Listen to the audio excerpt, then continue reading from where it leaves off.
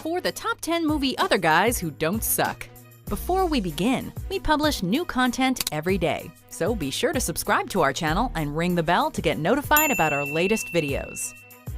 For this list, we're looking at the guys in the love triangle who didn't get the girl, but who really weren't half bad themselves. We're not saying these guys should have gotten the happily ever after, we're just pointing out that they were pretty great too. Since the basis of this list is discussing who ends up with who, a spoiler alert. Same way you mistreat my people. Number 5. Philip F. Ducky Dale, Pretty in Pink.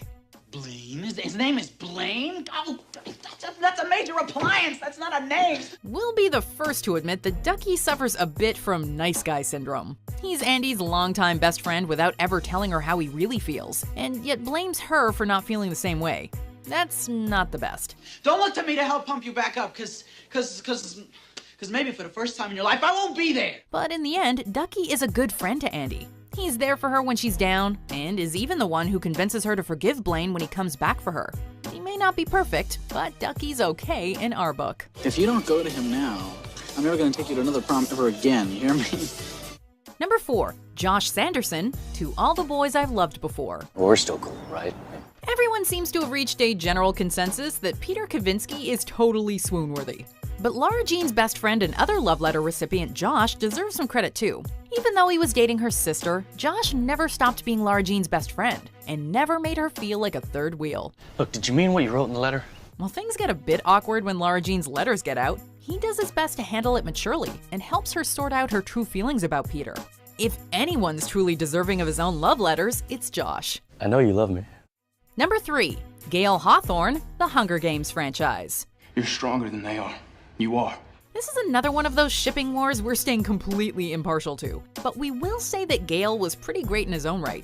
Katniss may have decided Gale just isn't the right guy for her, but he is intelligent, brave, and a valiant fighter in the resistance against the Capitol. You haven't hurt people, Katniss. You've given them an opportunity. These two have been best friends for ages, and he probably knows Katniss better than anyone else does, even taking care of Katniss's family when she was in the games. Peeta is great and all, but Gale is still pretty awesome.